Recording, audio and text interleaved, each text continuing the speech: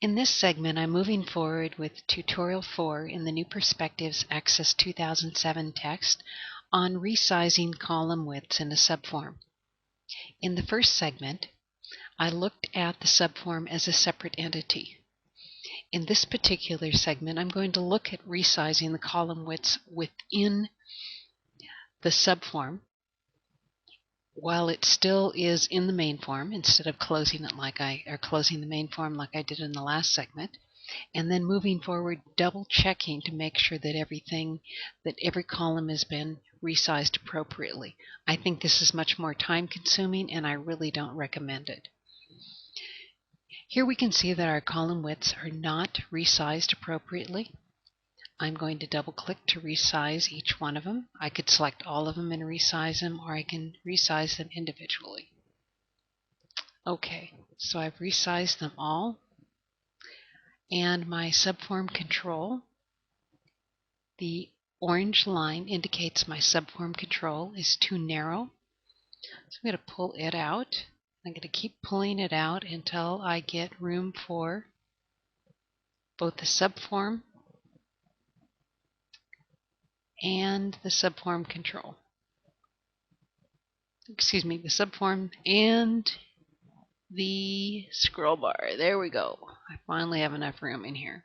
But now what I'm going to have to do is I'm going to have to move forward record by record, basically to make sure that in each case I have resized my column width appropriately to accommodate the longest width that I'm going to see within this contract type field.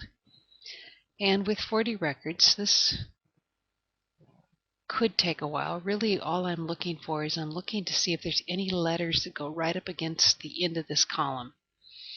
And the way that I have my screen resized so that it takes up, so it's very small and produces better on YouTube, this is going to take a while.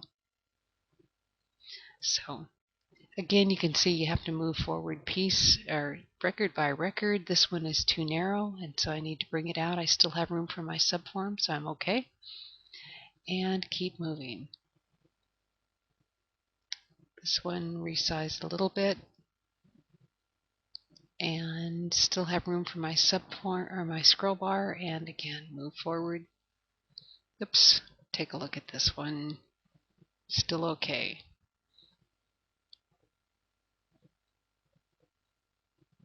Still okay. Looks like subform control has been resized appropriately. No, here we go. Here's one.